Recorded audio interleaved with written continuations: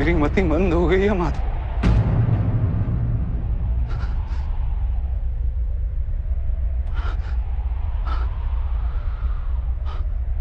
मेरे अंग अंग कांप रहे हैं। मेरे हाथों में शस्त्र उठाने की शक्ति नहीं। मेरा गांडीव मेरे हाथों से फिसला जा रहा है माधव।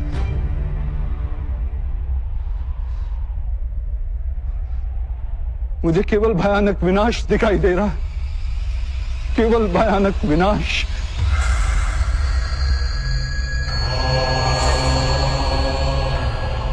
क्यों? किस हेतु माधव? किस हेतु? अपमान की पीड़ा, अन्याय का विचार या प्रतिशोध का संकल्प, ऐसा कोई कारण नहीं है मेरे पास। कोई भी कारण नहीं है माधव कि मैं इतने बड़े विध्वंस का स्वीकार कर सकूं। नहीं। विध्वंस ही नव निर्माण का कारण है पार्थ।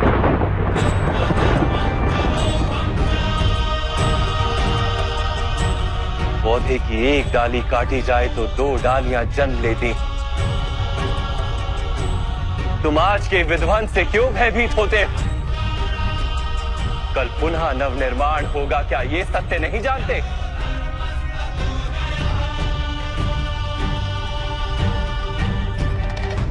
भयम अस्मगम पार्थ ने तत्वयूपपद्यते। ये नपुंसकता तुम्हें शोभा नहीं देती। युद्ध करना तुम्हारा कर्तव्य है पार्थ। शस्त्र उठाओ।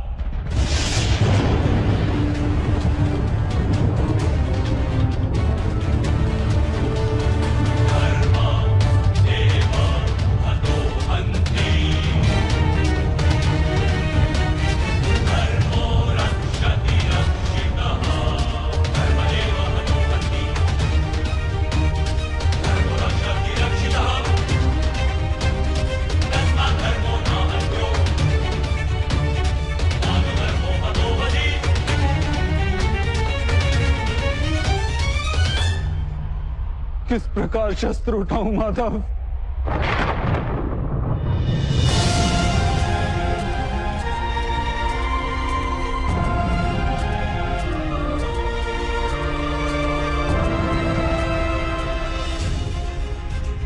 जिनकी सेवा करना जीवन का परम सौभाग्य माना गया, ऐसे पितामह गुरु द्रोण, मामा श्री और ज्येष्ठ भ्राता के सामने शस्त्र उठाने का साहस नहीं है मेरे अंदर में माता।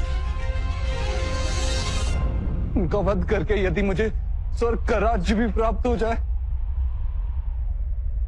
तो व्यर्थ है माता, व्यर्थ।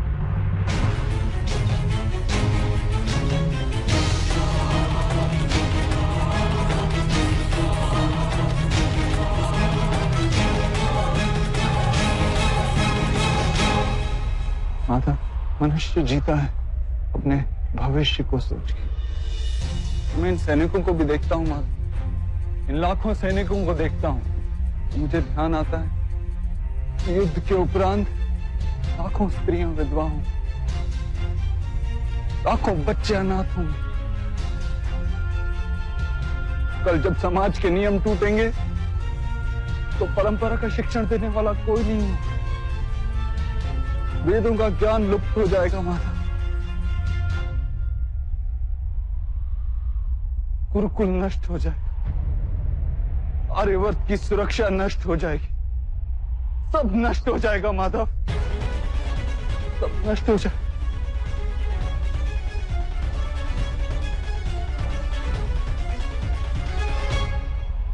बुद्धिमान व्यक्तियों जैसे तर्क देते हो, किंतु वास्तव में मूर्खतापूर्ण बातें करते हो पार्थ। क्या नष्ट हो जाएगा? वृक्ष के कुछ पत्ते झड़ जाएं या नहीं उगाएं, उसे आनंद या दुख का कारण नहीं कहा जाता। पत्तों के जन्म का उद्देश्य और उनके जीवन का अर्थ केवल वृक्ष को जीवित रखना होता है। वैसे मनुष्यों के जन्म और जीवन का कारण वास्तव में समाज का सुख है। समाज संसार के लिए और ये सारा संसार सृष्टि के लिए और ये सारी सृष्टि स्वयं परमात्मा के लिए है पार्थ। जो इस तथ्य को जान लेता है उसे धर्म का मार्ग सदा ही स्पष्ट दिखाई देता है। हाँ पार्थ, इस युद्ध में विध्वंस होगा, अवश्य होगा।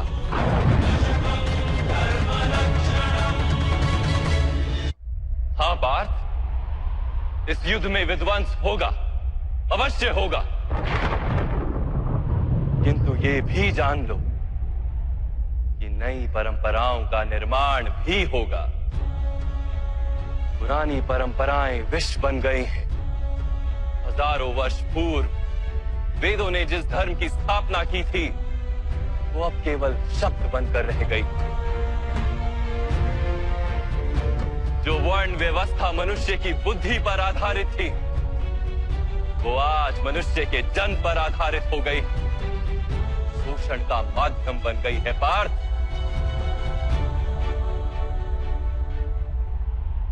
पुरानी व्यवस्थाएं टूटेंगी, नई व्यवस्था का जन्म होगा। पुराना धर्म नया रूप लेकर प्रकट होगा। जिस प्रकार वर्षा ऋतु से पूर्व बादलों से छाया आकाश भी मैला दिखाई देता है और धूल से घिरी मिट्टी भी मैली दिखाई देती, वैसी ही स्थिति है आज। और वर्षा के पश्चात आकाश और पृथ्वी धुलकर स्वच्छ हो जाते हैं। वैसे इस युद्ध के पश्चात समाज और संसार धुलकर स्वच्छ हो जाएंगे पार्थ।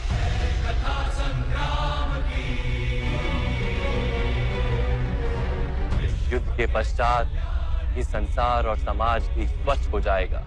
इसलिए मोह का त्याग करो पार्थ, समग्र संसार के लाभ का विचार करो। शस्त्र उठाओ और युद्ध करो, शस्त्र उठाओ और युद्ध करो, युद्ध करो।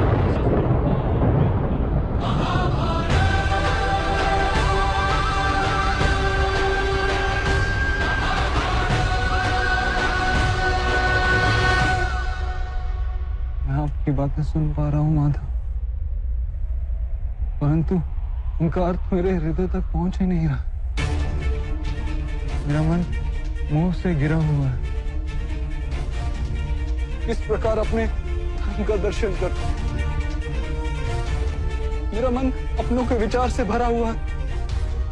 किस प्रकार सारे संसार का विचार कर।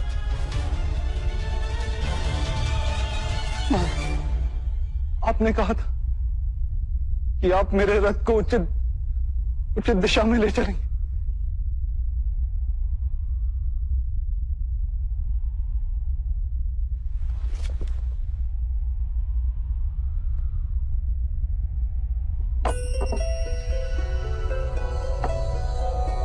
नारायणं नमस्कृत्य नरं चैव नरोत्तमं देवीं सरस्वतीं व्यासं मेरे आत्मा के सारथी बन मेरे जीवन रथ को उचित मार्ग पे ले आइए माता। नारायणं नमस्कृत्य नरं चैव नरोत्तमं देवीं सरस्वतीं व्यासं ततो जयं मुदीरयेत्। ऐसा क्या जानने से मैं अपनी निर्बलता का त्याग कर पाऊंगा?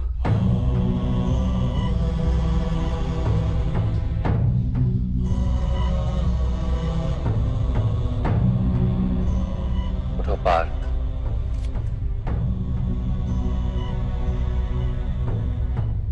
सुनो पार्थ, जीवन का रहस्य जान। संसार के वास्तविक रूप को समझो। गंगा के प्रवाह में मुट्ठी डालकर निकाली जाए तो कुछ प्राप्त नहीं होता, किंतु उस हथेली की अंजुलि बनाकर गंगा के प्रवाह में डाली जाए तो गंगा जल मुख तक पहुंच पाता है।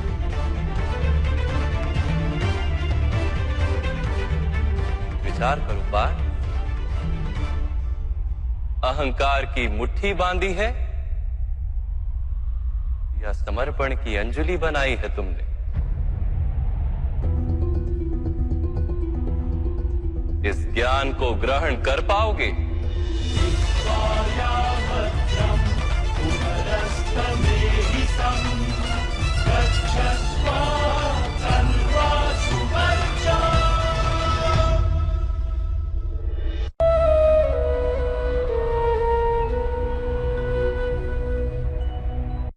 ये संसार क्या है पार्थ? मानव, दानव, पशु, पक्षी, जंतु, कीटक, मत्स्य, वृक्ष, ये सब कैसे बनते हैं? किन पदार्थों से इनका जन्म होता है? कैसे चलते हैं, कैसे जीते हैं? मृत्यु कैसे होती है इनकी? और मृत्यु के पश्चात क्या होता है?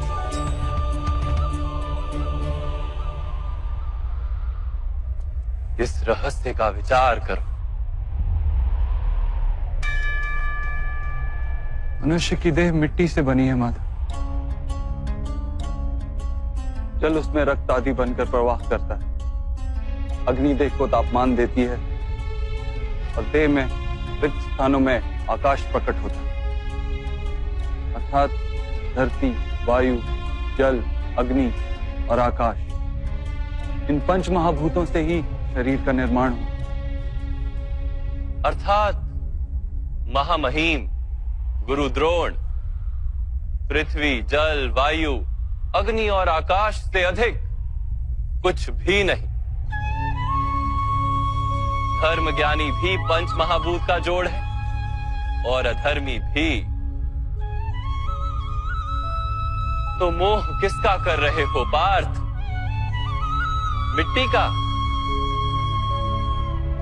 परंतु माधव, इस मिट्टी के देह से ही तो मनुष्य एक दूसरे का परिचय पाते हैं। सारे संबंध इस मिट्टी के देह से ही तो होते हैं। नहीं पार्थ, यदि ये सत्य होता तो मृत्यु के पश्चात देह को नष्ट क्यों किया जाता है? वास्तव में ना मनुष्य का परिचय उसकी देह से है और ना ही संबंधों का आधार उसकी देह से। मनुष्य का स्वभाव, उसके बर्ताव और उसके कार्य उसका परिचय। तमस, रजस और सत्व, ये तीन गुण क्या है माधव? तमस का अर्थ होता है अंधकार। बिना अच्छे बुरे का विचार किए जीवन व्यतीत करने को तामसिक व्यवहार कहा जाता है। जैसे पशु पक्षी जीते हैं केवल अपनी शारीरिक इच्छाओं को पूर्ण करने के लिए। सत्व का अर्थ होता है ज्ञान का प्रकाश।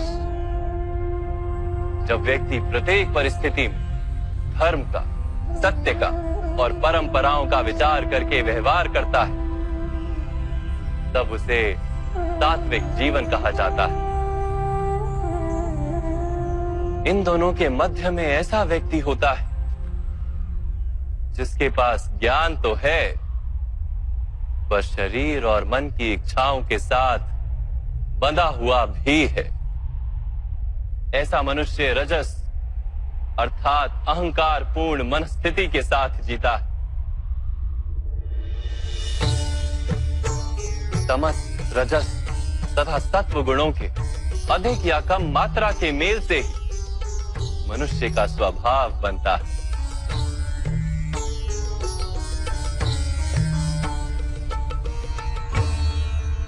सामने देखो पार्थ, इन सब में तुम्हें कौन से गुण दिखाई देते हैं?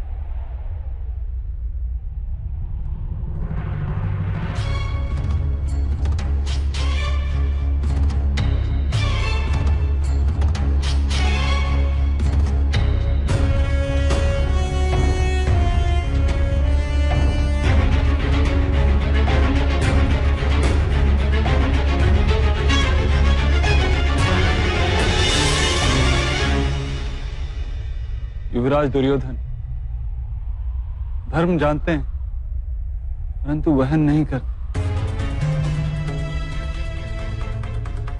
उनके जीवन का केंद्र अहंकार है,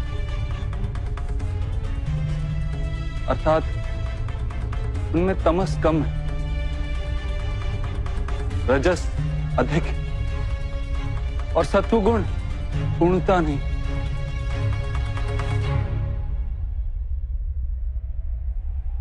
और इस ओर राजकुमार दुशासन, इन्होंने सदैव अपने ज्येष्ठ भ्राता का आदेश माना बिना विचार के, अर्थात इनमें केवल तमस। महामहिम को भी देखो पार्थ, सत्व के साथ तमस का मेल, अहंकार नहीं किंतु पुरातन धर्म, पुरानी परंपराओं और प्रण के साथ बंधे, आवश्यकता होने पर भी अपना प्रण नहीं तोड़ सकते।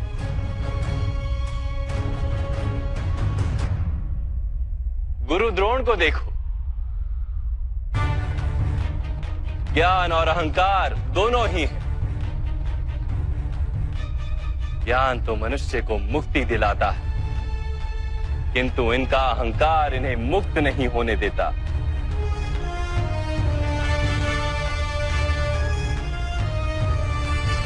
परंतु माधव, यदि मनुष्य का स्वभाव इन तीन गुणों का मेल है तो फिर मनुष्य का व्यवहार पहले से ही निश्चित है। सिंह हिरन को खाएगा ही और हिरन सिंह से भयभीत ही होगा। तो फिर धर्म की प्रशंसा क्यों? अपराध का दंड क्यों? उसका क्या तात्पर्य है?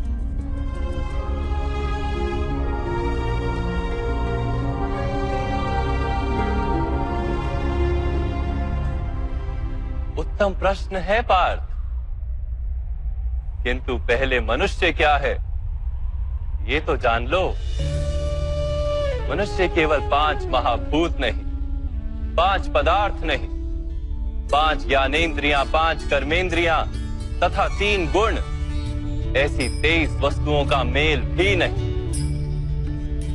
मनुष्य को चलने फिरने तथा कार्य करने हेतु शक्ति की आवश्यकता होती है और उस शक्ति को चेतना कहते हैं। तो क्या माधव, मनुष्य इसकी चेतना है? नहीं पार्थ, मनुष्य की चेतना के साथ उन 23 वस्तुओं के मेल का नाम प्रकृति। 24 वस्तुओं से बने मनुष्य नामक यंत्र में वास करता है पुरुष, अर्थात परमात्मा का अंश। उसे आत्मा कहा गया है। जब प्रकृति और पुरुष का मेल होता है, अर्थात जब परमात्मा का अंश आत्मा बनकर देह में वास करता है, तब मनुष्य जीवित होता है। यह आत्मा क्या है माधव, और इसे जानने का क्या उपाय है? मनुष्य जैसे रथ का उपयोग करता है, वैसे ही आत्मा शरीर नाम के इस यंत्र का उपयोग करती है। शरीर के माध्यम से शरीर के सुख दुख का उपभोग करती है, किंतु आत्मा शरीर नहीं पार्थ। शरीर का नाश किया जा सकता है किंतु आत्मा का नाश नहीं किया जा सकता। नैनं छिन्दन्ति शस्त्राणि नैनं दहति पावका, न चैनं क्लेदयन्त्यापो न शोष्यति मारुतः। आत्मा ना शस्त्रों से छेदी जा सकती और ना ही अग्नि से जलाई जा सकती। ना जल उसे निर्बल कर सकता है और ना ही पवन उसे सुखा सकती। आत्मा शरीर में रहते हुए भी अमर। न हन्यते हन्यमाने शरीरे। पार्थ, शरीर की हत्या की जा सकती है किंतु आत्मा की हत्या नहीं की जा सकती। आत्मा तो सर्वव्यापी है, अचल है, स्थिर है, सनातन है। पुराना वस्त्र त्याग कर जैसे मनुष्य नया वस्त्र धारण करता है, वैसे ही आत्मा पुराना शरीर छोड़कर बार बार नया शरीर धारण करती है। परंतु माधव, मैं तो जगत का अनुभव अपने शरीर के माध्यम से ही करता हूं। स्वयं को देह न जानकर मैं आत्मा कैसे जान सकता हूं? स्वयं को आत्मा के रूप में जानना असंभव भी नहीं पार्थ। अंध भी जीते हैं, गूंगे भी जीते हैं, जिनके पास हाथ पैर नहीं होते वो भी जीते हैं। स्पष्ट कि शरीर मनुष्य नहीं, जिसकी चेतना चली जाती है, जिसे मूर्छा आ जाती है, वो भी जीवित रहता है। इसलिए स्पष्ट है कि मनुष्य का चेतन तत्व वो भी शरीर नहीं। इसी प्रकार जो व्यक्ति अपने भीतर खोज करता है, मैं इंद्रियां नहीं, शरीर नहीं, भावनाएं नहीं, विचार नहीं, ज्ञान भी मैं नहीं, जो ये समझता जाता है वो अंत में स्वयं को आत्मा के रूप में जान ही लेता है।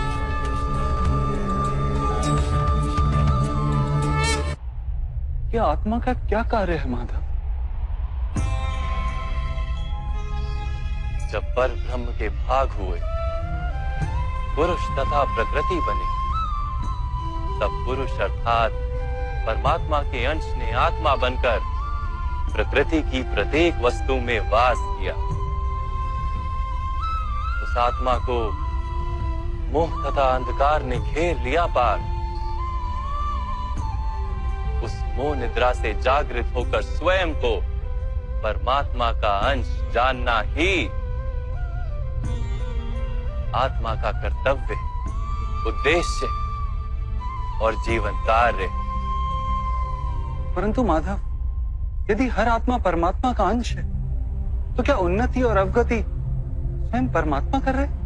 जिस प्रकार कीचड़ में पड़ा रत्न चमकता नहीं, वैसे ही प्रकृति के 24 पदार्थों से घिरी आत्मा को विस्मरण हो जाता है कि वो परमात्मा का अंश है।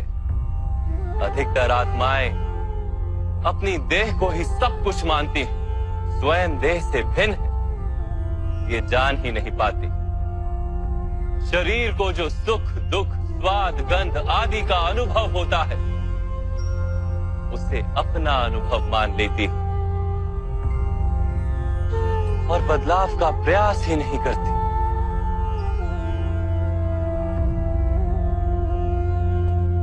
जो आत्माएं बदलाव का प्रयत्न नहीं करती,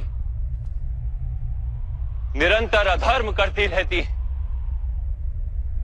उन्हें जागृत करने के लिए दंड देना अनिवार्य है।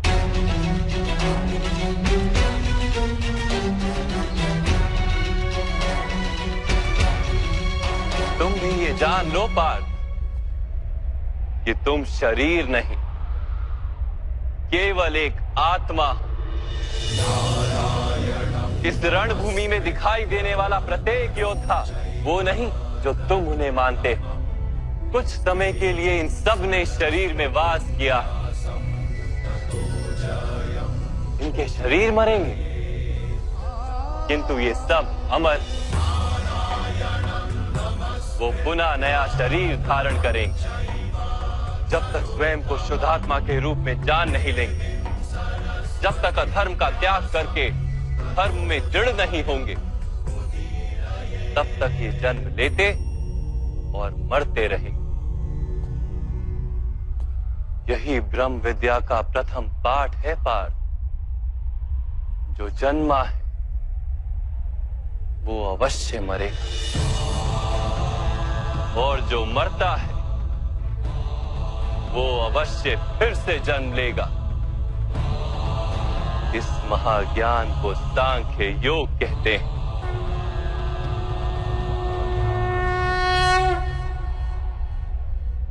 धर्म और अधर्म क्या है माधव? जिस मार्ग पर चलकर मनुष्य स्वयं को आत्मा के रूप में देखता है, परमात्मा के अंश के रूप में स्वयं को जानता है, उस मार्ग को धर्म कहते हैं।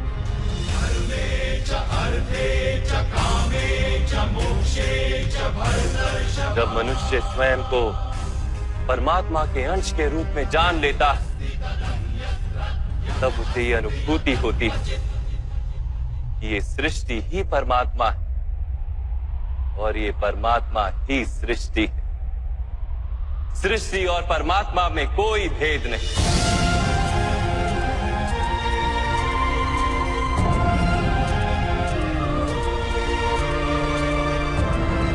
जो मनुष्य ये जान लेता है वो दूसरे मनुष्यों और प्राणियों की ओर निर्दयी और कठोर नहीं होता। वो ये जानता है कि जीव कटने से पीड़ा केवल जीव को नहीं होती, उसकी अनुभूति समग्र शरीर को होती है। वैसे एक मनुष्य को पीड़ा होती है तो समग्र संसार उस पीड़ा का अनुभव करता है। जब तक संसार में एक मनुष्य भी पीड़ित है, तब तक वास्तव में किसी का भी सुख संपूर्ण नहीं। जानने पर मनुष्य का मन करुणा से भर जाए, उसे धर्म कहते हैं।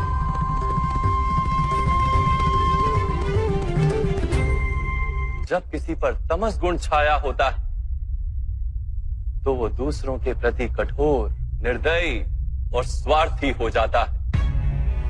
अपने माने हुए सुख के लिए दूसरों को दुख देता है। परमात्मा की ओर गति नहीं हो पाती उसकी। अर्थात अधर्म परमात्मा से दूर ले जाने वाले मार्ग का नाम। अर्थात अधर्म तो अज्ञान का दूसरा नाम। तो फिर अज्ञानी के प्रति तो दया होनी आवश्यक है ना। दंड का क्या तात्पर्य है?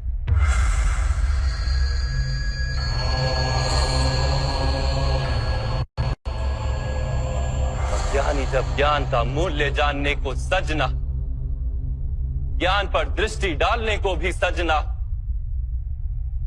तब दंड ही दया है।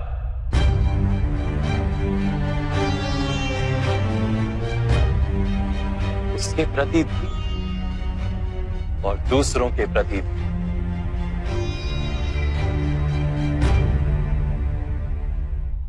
सृष्टि की गति सदा ही परमात्मा की ओर हो, ये अनिवार्य है। किंतु कभी कभी ऐसी स्थिति उत्पन्न हो जाती है कि अज्ञान, मोह और अधर्म बढ़ जाता है। संसार से धर्म लुप्त हो जाने का भय उत्पन्न हो जाता है। संसार से जब धर्म लुप्त हो जाता है, करुणा भी नष्ट हो जाती है और सत्य भी नष्ट हो जाता है। आने वाली पीढ़ियों को धर्म प्राप्त हो सके, इसके लिए आज अधर्मियों का नाश करके धर्म की पुनः स्थापना करना अनिवार्य है।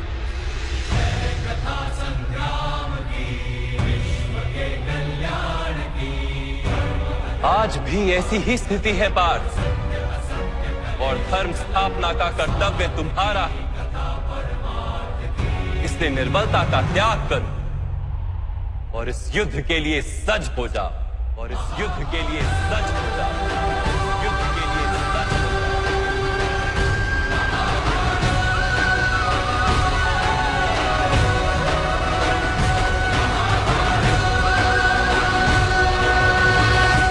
परंतु मेरे हाथों हत्याएं होंगी माधव। मेरे कारण किसी के प्राण जाएंगे तो मेरे अंतर की करुणा का नाश नहीं हो जाएगा? और यदि धर्म का आधार करुणा है तो क्या मेरी आत्मा धर्मी नहीं हो जाएगी?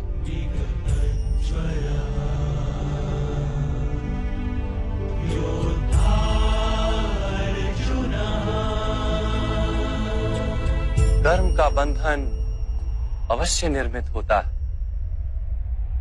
किंतु कार्य का बंधन निर्मित नहीं होता पार्थ। तुम्हें कर्म और कार्य के बीच क्या भेद है, ये जानना आवश्यक है।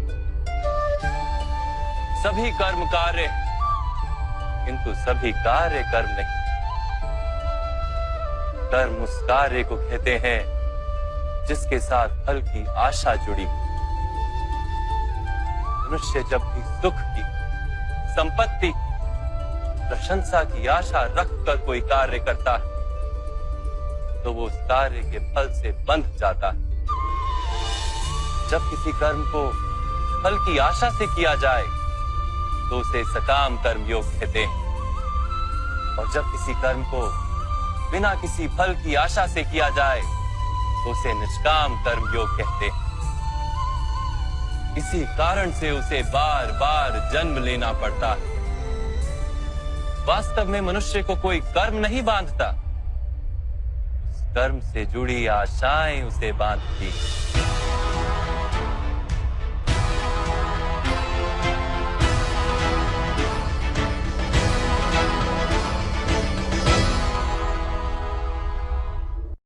वास्तव में मनुष्य को कोई कर्म नहीं बांधता, उस कर्म से जुड़ी आशाएं उसे बांधती हैं। वो कैसे माधव?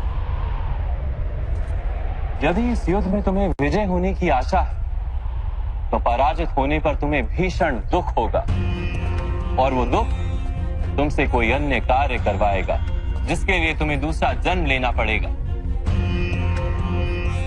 और यदि तुम विजयी हुए तो तुम्हारा अहंकार बढ़ेगा, और वो अहंकार तुम्हें विश्व विजय के लिए प्रेरित करेगा, तुमसे हत्याएं करवाएगा और उसका पाप तुम्हें बांधेगा। विचार करो, यदि तुम्हें इस युद्ध में ना विजय का मोह और ना पराजय का भय, तो इस युद्ध के अंत में तुम्हें सुख प्राप्त होगा या दुख प्राप्त होगा? ना सुख माधव, ना ही दुख। अर्थात तुम्हारा सुख, दुख, हताशा, निराशा, अहंकार युद्ध के कारण नहीं है। युद्ध के साथ तुमने जो आशाएं बांधी हुई हैं, उसके कारण है। क्या ये सत्य नहीं है पार्थ?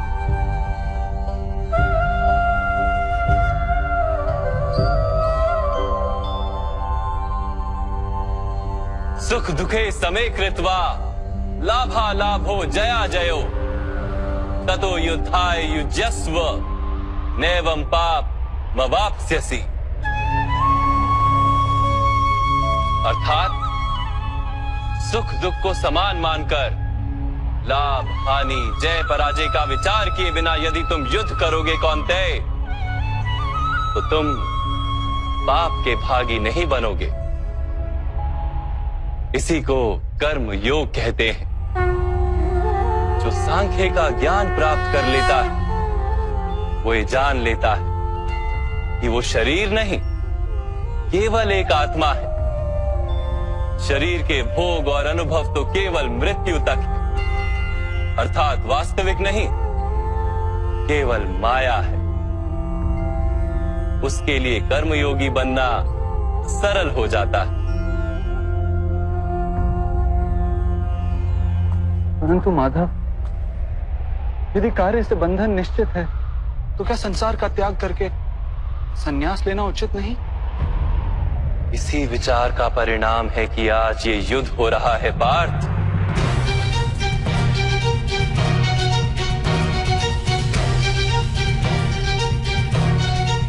विचार करो, जब सत्व गुण से भरे धर्म को जानने वाले लोग कर्मों का त्याग करते हैं, तब अधर्म से भरे लोग भी संसार को चलाते।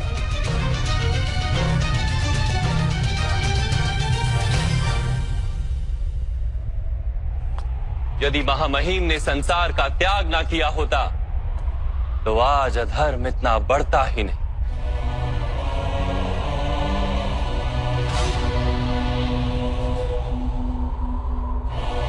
और तुम्हारे पिता ने यदि संन्यास ना लिया होता तो आज भ्राता युधिष्ठिर सुख से राज कर रहे होते।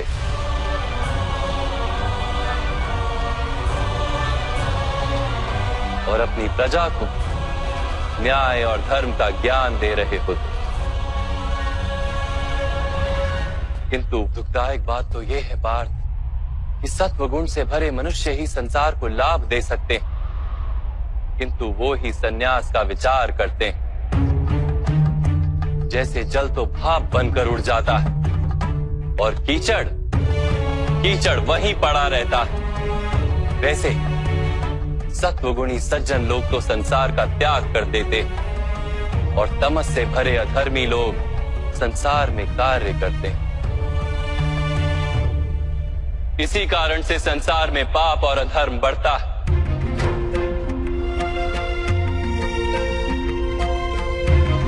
किंतु कर्मयोग इस विचित्र स्थिति से सारे संसार का रक्षण करता है। कर्मयोगी फल की आशा का त्याग करता है, किंतु कर्मों का त्याग नहीं करता। वो इसी संसार में रहता है, सन्यासी की भांति सारे कार्य करता है, किंतु उनमें लिप्त नहीं होता। कर्मयोगी अपनी संतानों से, स्वजनों से, अपनी प्रजा से कोई अपेक्षा या आशा नहीं रखता। स्वयं उसे संन्यास का लाभ होता है, किंतु समाज को संसारी की भांति लाभ देता। मनुष्य अपनी संतानों के सुख के लिए श्रम करता है माधव। अपनी संतान से सुख की अपेक्षा कैसे न रखे? मनुष्य अपनी संतानों के लिए जो भी करता है वो व्यापार है या प्रेम पार्थ? प्रेम माधव। तो फिर अपने कार्यों के प्रति फल की इच्छा क्यों पार्थ? भविष्य का लाभ तो व्यापार में देखा जाता है, प्रेम में नहीं। जो मनुष्य अपनी संतानों का चरित्र निर्माण उचित रूप से करता है, संतानों को प्रेम और धर्म के संस्कार देता है, उसकी संतानें भी मनुष्य को प्रेम और सुरक्षा अवश्य देती। संतानों के कर्म, स्वजनों के व्यवहार उनके कर्म है पार्थ। और जब उनके कर्मों पर हमारा कोई अधिकार नहीं होता तो उनसे आशाएं और अपेक्षाएं रखने का क्या प्रयोजन? यदि गहन विचार करोगे पार्थ तो शीघ्र ही ये जान लोगे कि जीवन में ऐसा कोई कार्य नहीं है जिसके साथ आशाएं और अपेक्षाएं जोड़ना अनिवार्य हो। जब सृष्टि ही परमात्मा है और मनुष्य स्वयं परमात्मा का अंश है तो सारे कार्य परमात्मा ही करते हैं, मनुष्य स्वयं कुछ नहीं करता। यही कर्मयोग का मूल सिद्धांत है पार्थ।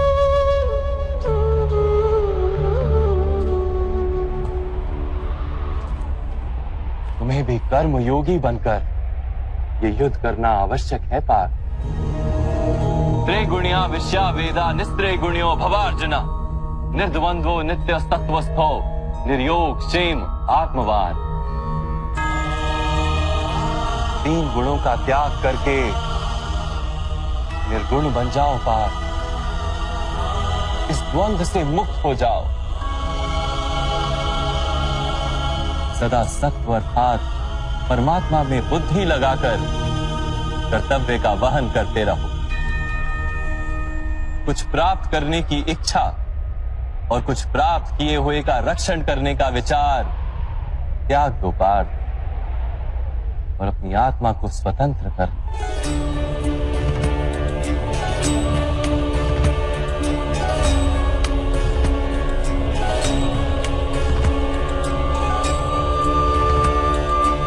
स्मरण रहे पार्थ, कर्मण्यवाधिकारस्ते मा फलेषु कदाचन मा कर्म फल हेतुर्भू मा ते संगोस्त्व कर्मणि। तुम्हारा अधिकार तो केवल कर्म करने का है, फल तो ईश्वर के हाथ में। इसलिए ना कर्म से भागना उचित है और ना ही कर्म के फल की आशा रखना उचित है।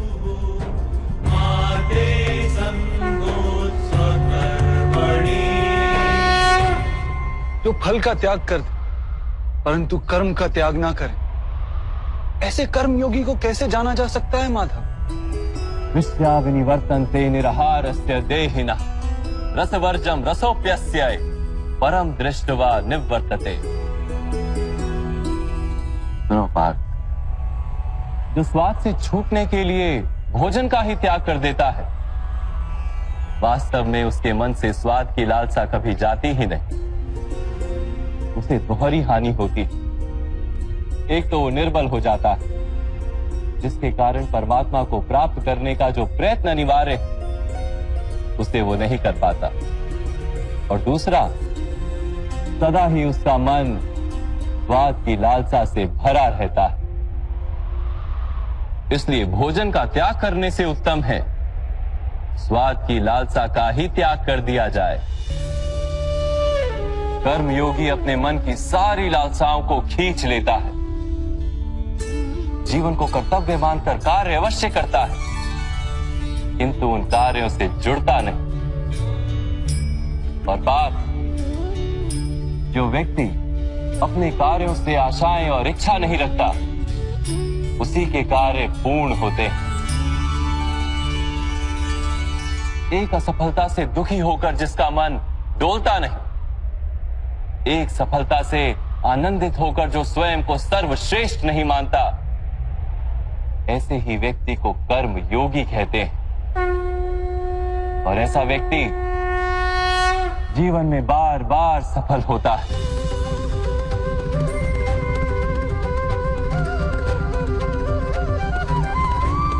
ध्यायतो विषयान पुंसः संगस्तेषु पजायते संगात संजायते कामा कामात् क्रोधो भिजायते क्रोधात् भवति सम्मोह सम्मोहात् स्मृति विभ्रम स्मृति भ्रंशात् बुद्धि नाशो बुद्धि नाशात् प्रणश्यति।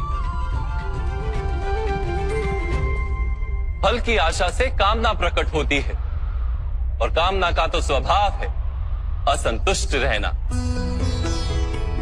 असंतोष से क्रोध उत्पन्न होता है, और क्रोध से मोह जन्मता है।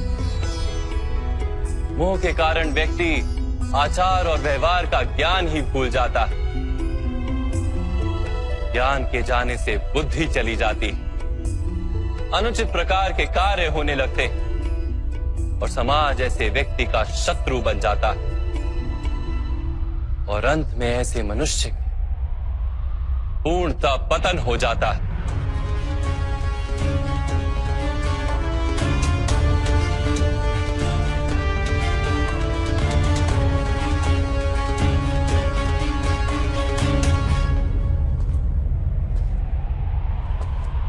जैसे भ्राता दुर्योधन, उनके सेनापति महामहिम उनके ही शत्रु हैं, और तुम्हें विजय का आशीर्वाद दिया।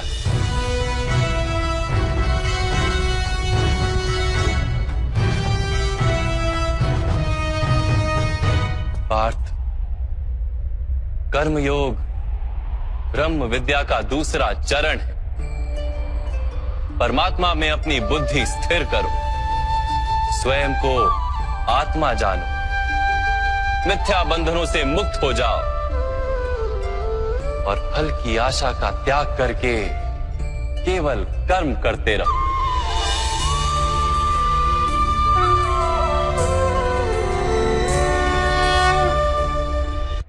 अपनी बुद्धि को परमात्मा में स्थिर करके कर्म योगी बनने का क्या मार्ग है माता? पार्थ, सांख्य योग के कारण मनुष्य परमात्मा का निरंतर स्मरण करता रहता है, परमात्मा का स्मरण करने से मनुष्य के हृदय में समर्पण का भाव उत्पन्न होता है और उस भाव को भक्ति कहते हैं। भक्ति से मनुष्य को सत्य असत्य का ज्ञान प्राप्त होता है। उस ज्ञान से उसे परमात्मा के दर्शन होते हैं और जिसे परमात्मा के दर्शन हो जाते हैं वही वास्तव में कर्मयोगी बन जाता है और जन्मों के फेरों से छूटकर मोक्ष को प्राप्त कर लेता है। सभी आत्माओं का अंतिम लक्ष्य वही है और धर्म का अंतिम चरण भी वही है। किंतु मैं परमात्मा के दर्शन के बिना समर्पण किस प्रकार कर सकता हूं माधव? परमात्मा के दर्शन करने हेतु अपनी आंखों पर बंधे लालसा, अहंकार, क्रोध और पूर्वाग्रह की पट्टियों को उतारना होता है। अंधेरे कक्ष में बैठा मनुष्य यदि कहे कि उसे सूर्य के दर्शन करने, तो उससे क्या कहोगे? यही कहोगे ना कि कक्ष से बाहर आ जाए और आकाश के नीचे खड़ा हो जाए। सूर्य तो सदैव उपस्थित है। वैसे ही पार ये सृष्टि ही परमात्मा है, परमात्मा ही सब कुछ है। परमात्मा के सिवा कुछ भी नहीं। जो अपनी आत्मा के दर्शन कर लेता है वो परमात्मा के दर्शन कर लेता है। जैसे नमक के एक कण का स्वाद समग्र सागर के स्वाद से भिन्न नहीं होता, वैसे अपनी आत्मा के दर्शन परमात्मा के दर्शन से भिन्न नहीं होते।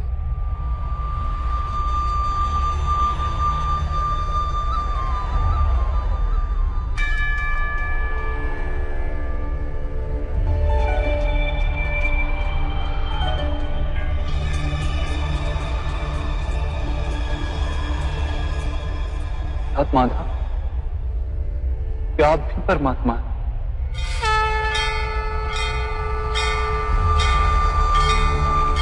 हाँ पार्थ, मैं परमात्मा। यदा यदा हि जैसे तुम भी परमात्मा,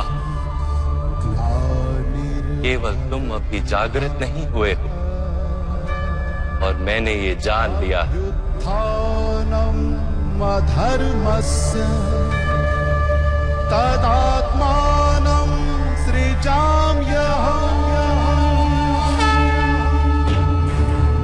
माधव, आपके प्रति समर्पण ईश्वर के प्रति समर्पण क्यों नहीं है? अवश्य, मेरे प्रति समर्पण ही परमात्मा के प्रति समर्पण।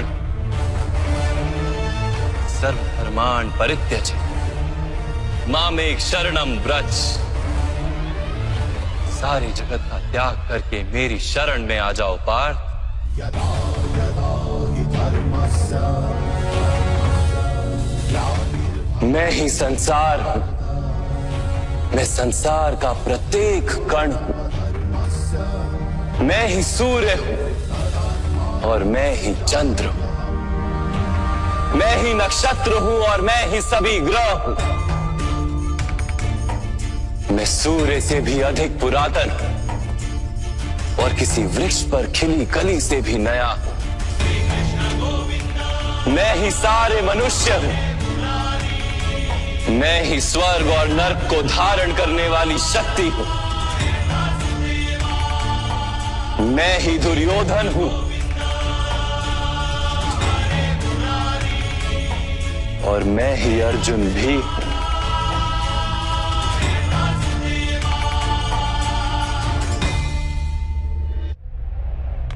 वो कैसे संभव है माधव? आपका जन्म तो बहुतों ने अपने जीवन काल में देखा है। आपकी माता अभी भी जीवित हैं, जिनके गर्भ से आपने जन्म लिया। आप पुरातन और अविनाशी कैसे हो सकते हैं? तुम शरीर देख रहे हो और मैं आत्मा की बात कर रहा हूं। मेरे अनेक जन्म हुए हैं पार्थ। मैंने अनेकों अवतार धारण किए हैं, कई शरीर बने हैं मेरे और इसी मिट्टी में मिले।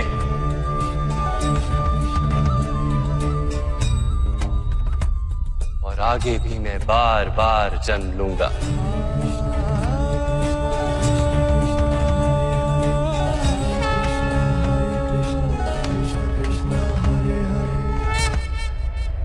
यदा यदा हि धर्मस्य ग्लानिर्भवति भारत अभ्युत्थानमधर्मस्य तदात्मानं सृजाम्यहम्। परित्राणाय साधूनां विनाशाय च दुष्कृतां धर्म संस्थापनार्थाय संभवामि युगे युगे।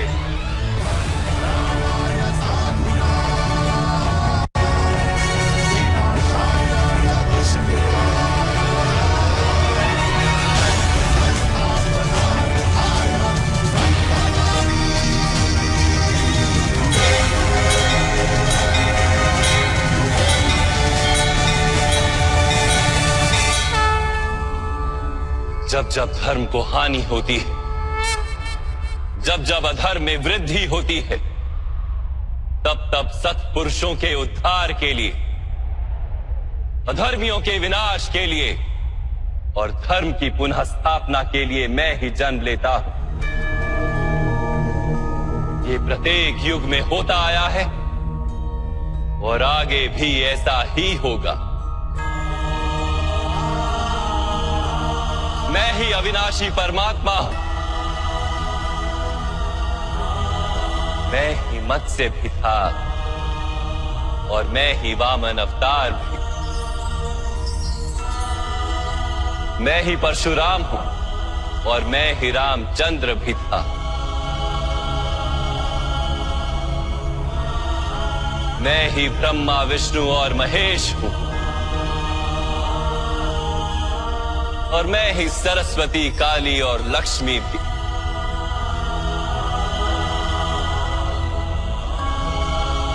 मैं ना पुरुष हूं, ना स्त्री हूं और ना ही नपुंसक। मैं ना शरीर हूं, ना शरीर के अंग हूं। मैं ज्ञान, सृष्टि हूं, चैतन्य और पर ब्रह्म। मैं सब कुछ हूं और मैं कुछ भी नहीं।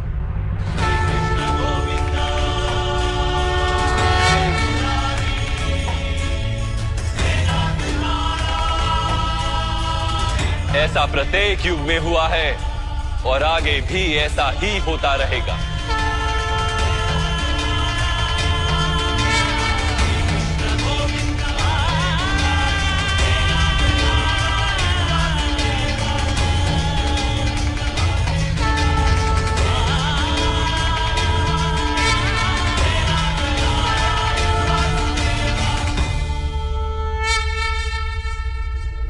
मैं कुछ भी नहीं हूं और मैं सब कुछ हूं। ऐसा प्रत्येक युग में हुआ है और आगे भी ऐसा ही होता रहेगा।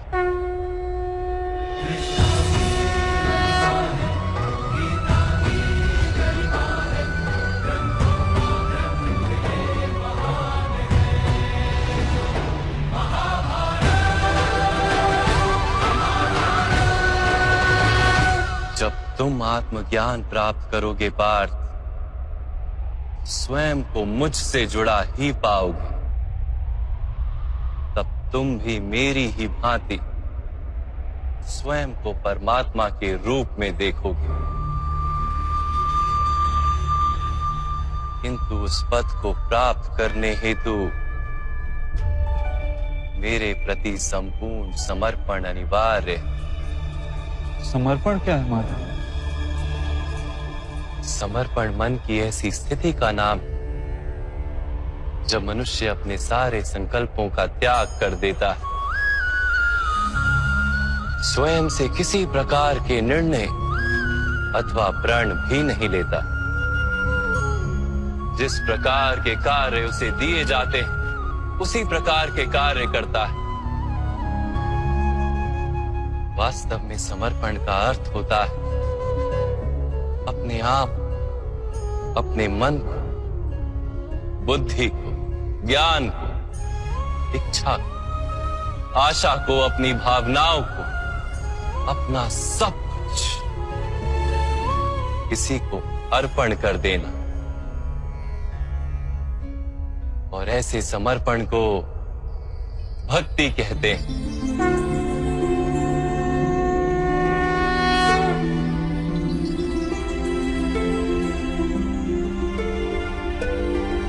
पत्नी का समर्पण पति की ओर होता है, एक योद्धा का समर्पण सेनापति की ओर होता है। एक शिष्य के हृदय में गुरु भक्ति होती है। क्या ये सारी भक्तियां एक समान? क्या सबको ईश्वर की प्राप्ति होती है? नहीं पार्थ, मनुष्य जिसके प्रति समर्पित होता है उसी के रूप में ढलने लगता है। उसके मन में कोई संदेह, कोई प्रश्न जन्म नहीं लेता। किसी दुष्ट के प्रति समर्पण उस मनुष्य के कार्यों को दूषित कर देता है। अंगराज कर्ण ने धर्म को जानते हुए भी द्यूत सभा में पांचाली को अपशब्द कहे थे। जो 5-5 पुरुषों के साथ संबंध रखती है, वैश्या होती है ऐसी स्त्रियां। उसका कारण था अंगराज का भ्राता दुर्योधन के प्रति समर्पण। इस युद्ध में उन्हें जो दंड मिलेगा वो किसी जन्म या जाति के लिए नहीं, अथवा एक दुष्ट के प्रति समर्पण के लिए उन्हें दंड मिलेगा। इसलिए हे धनंजय, समर्पण उत्तम के प्रति होना आवश्यक है। उसी से मनुष्य उत्तम बनता है। लोहे की माला से अपराधी बांधा जाता है, पीतल की माला से मंदिर के दीपक को बांधा जाता है, और सोने की माला को आभूषण बनाकर गले में धारण किया जाता है। पति भक्ति, स्वामी भक्ति, मित्र भक्ति, ऐसी अनेक भक्तियां होती हैं पार्थ, किंतु सबसे श्रेष्ठ भक्ति तो परमात्मा की भक्ति होती है।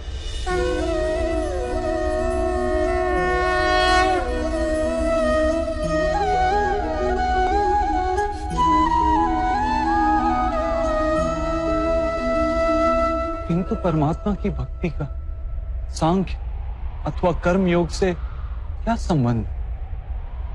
सांख्य योग के कारण मनुष्य स्वयं को आत्मा के रूप में जानता है। कर्म योग से वो जीवन के बंधनों से छूट जाता है, और भक्ति के कारण मनुष्य को परमात्मा के वास्तविक रूप का ज्ञान होता है।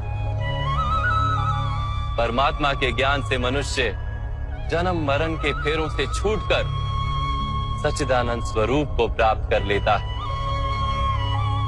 परमात्मा में समाकर स्वयं परमात्मा हो जाता है। जैसे जल की छोटी सी बूंद जब सागर में मिलती है तो स्वयं सागर बन जाती। अर्थात इस शरीर का कोई महत्व ही नहीं है माधव। अवश्य महत्व है पार्थ। शरीर के माध्यम से ही मनुष्य को परमात्मा का साक्षात्कार होता है। मृत्यु और नए जन्म के बीच के समय में आत्मा के ज्ञान में वृद्धि नहीं हो पाती।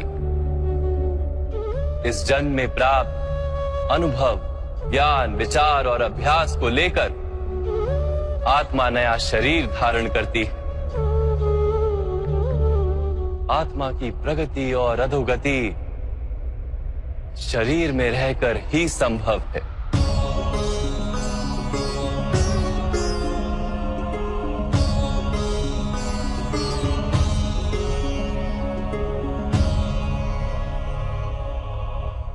परंतु माधव, यहां उपस्थित व्यक्तियों का वध करके क्या हम उनके उद्धार की संभावना को नष्ट नहीं कर देंगे?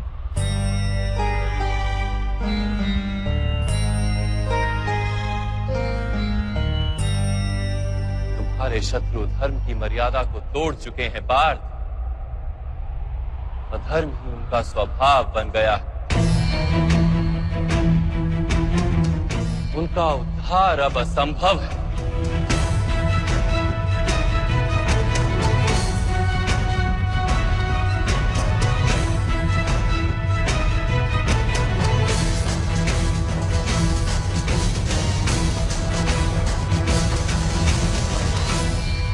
अपराधी को एक सीमा तक ही उद्धार का अवसर दिया जा सकता है। मैंने शिशुपाल के 99 अपराधों को क्षमा किया था, किंतु 100 अपराधों के पश्चात उसे दंड देना आवश्यक था। अपराधी को यदि अपराध करने दिया जाए तो उसका अधिक से अधिक पतन होता है।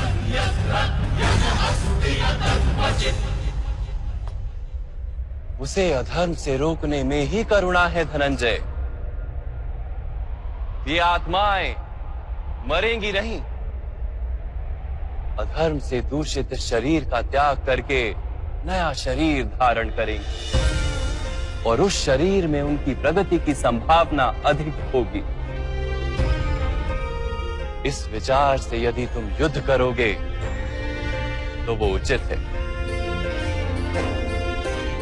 मनुष्य का शरीर उसकी संपत्ति भी है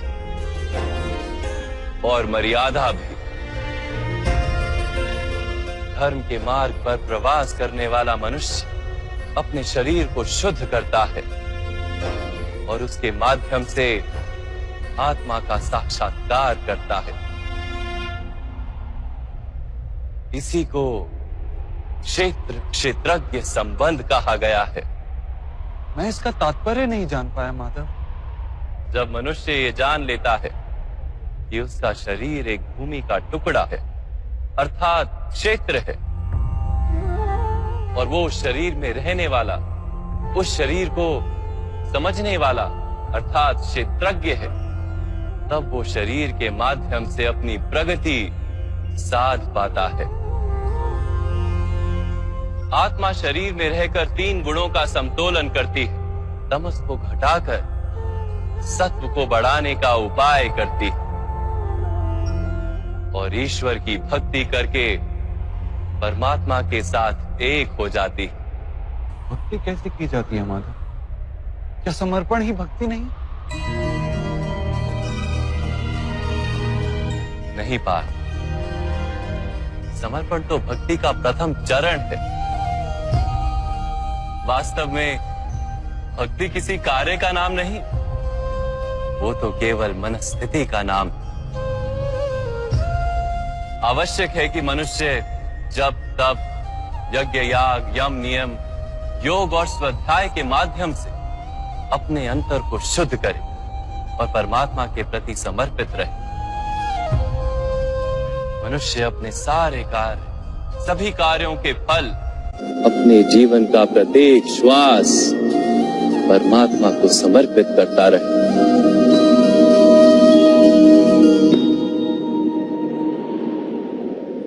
यदि भक्ति केवल मन की स्थिति, तो जब तब आदि का क्या महत्व है माधव? जैसे आज धोया हुआ पात्र कल पुनः मैला हो जाता है, वैसे ही मनुष्य का मन बार बार परमात्मा से विमुख हो जाता है। इसीलिए आवश्यक है कि जब तप और स्वाध्याय आदि के माध्यम से स्वयं को निरंतर ये स्मरण दिलाता रहे कि उसका जीवन परमात्मा के प्रति समर्पित है। किस तट पर डुबकी लगाई जाए इसका महत्व नहीं, महत्व है डुबकी लगाने का।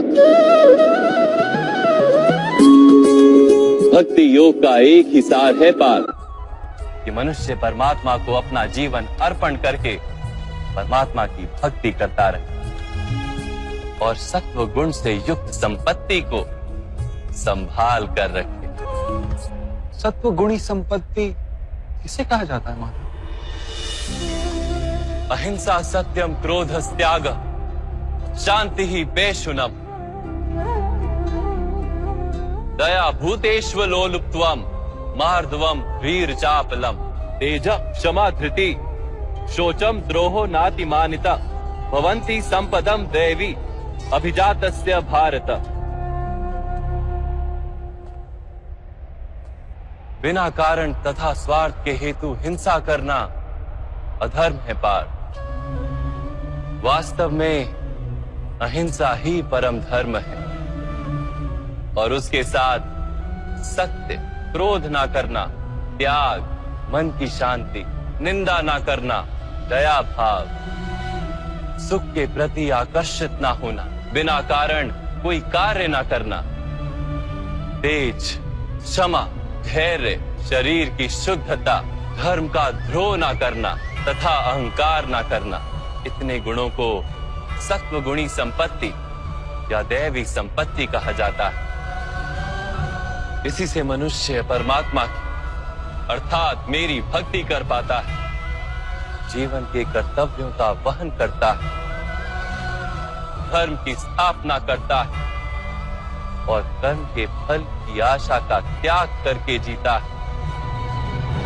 उसे मैं निस्संदेह इस जन्म में संतोष देता और मृत्यु के पश्चात अपने ही अंतर में स्थान देता।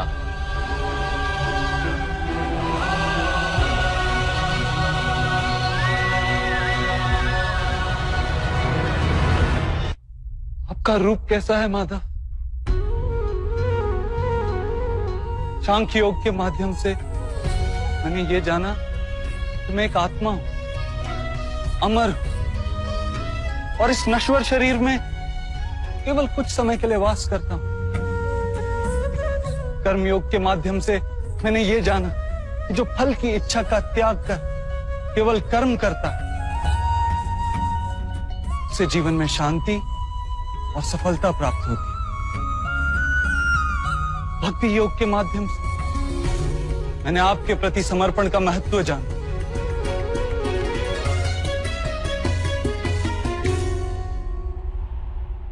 परंतु माधव, आपने कहा था कि यहां हर स्थान पर मनुष्य नहीं केवल परमात्मा है।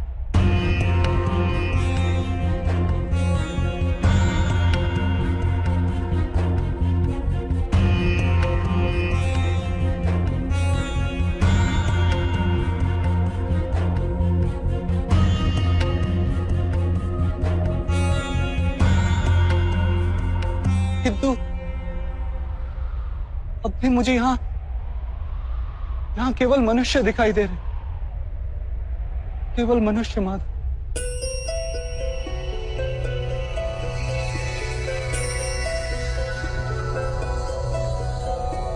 नारायणं नमस्कृत्य नरं चैव नरोत्तमं देवीं सरस्वतीं व्यासं ततो जयमुदीरये। मैं आपके वास्तविक रूप का दर्शन करना चाहता हूं माधव।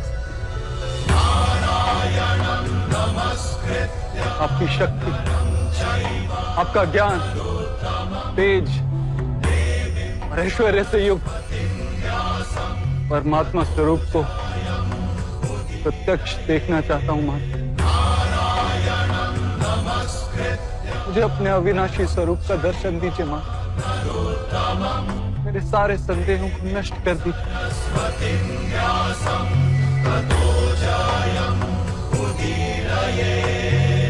मुझे दर्शन दीजिए माधव।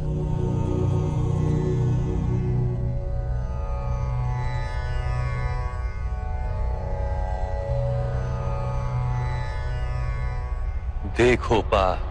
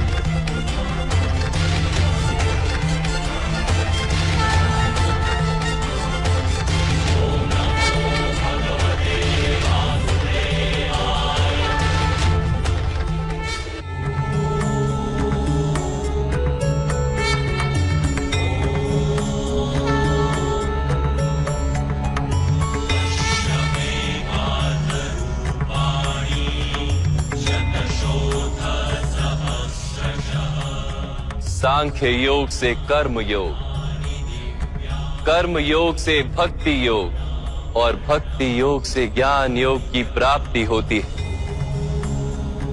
मेरे विश्व रूप का दर्शन करना ही वास्तविक ज्ञान है अर्जुन।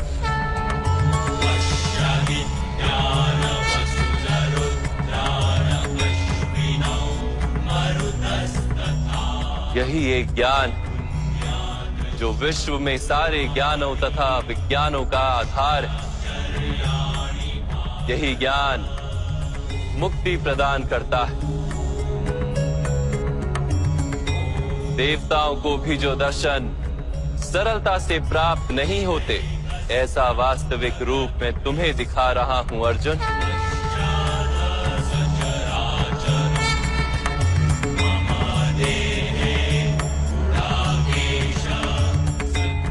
मैं ही इस पृथ्वी के कण कण में वास करता हूं और ये पृथ्वी, सूर्य, चंद्र, नक्षत्र और तारा मंडल मेरे भीतर वास करते हैं।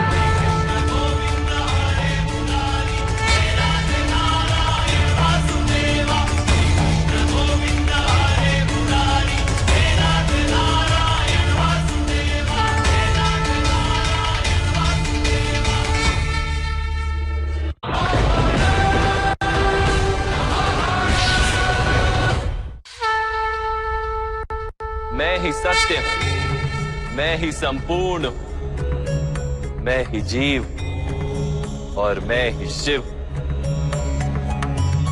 अक्षरों में आकार, वेदों में सामदेव, देवों में इंद्र, प्राणियों में चेतना, यक्षों में कुबेर, रुद्रों में शंकर, वसुओं में अग्नि, पर्वतों में सुमेरु और ऋषियों में भृगु,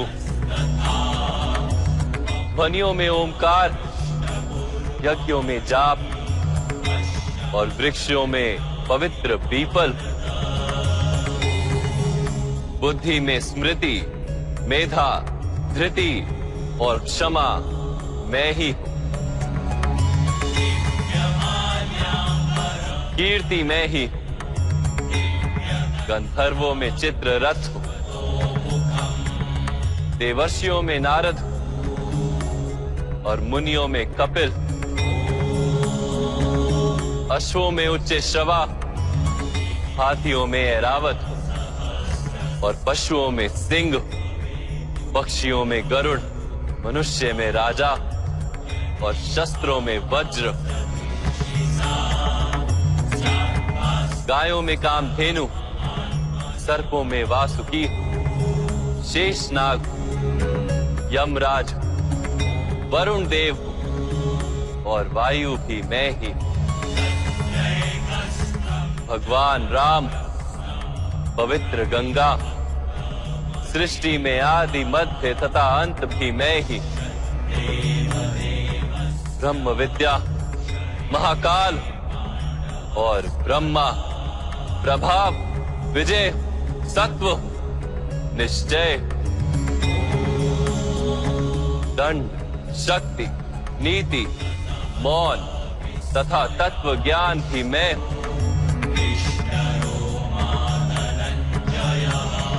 वासुदेव, अर्जुन, वेद व्यास, ऐसा कुछ भी नहीं जो मैं नहीं। ऐसा कोई स्थल नहीं जहां मैं नहीं। मैं ही समय हूं और मैं ही जीवन और मृत्यु हूं अर्जुन। यहां उपस्थित सभी मनुष्यों की मृत्यु बनकर खड़ा हूं।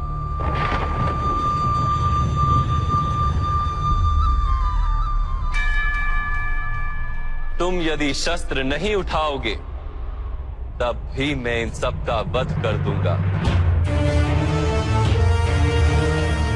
इसलिए मोह का त्याग करो और अपने कर्तव्य को देखो। धर्म का भार उठाओ, गांडीव उठाकर शरसंधान करो।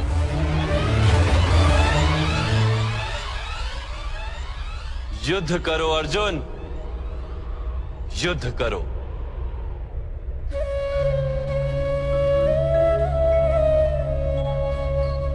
हे माधव, हे मधुसूदन, आज मेरे सारे संदेहों का नाश हो गया। कृपया अपने मनुष्य रूप में आ जाइए। मैं आपके प्रत्येक आदेश का पालन करूंगा। करिष्य वचनम तवा।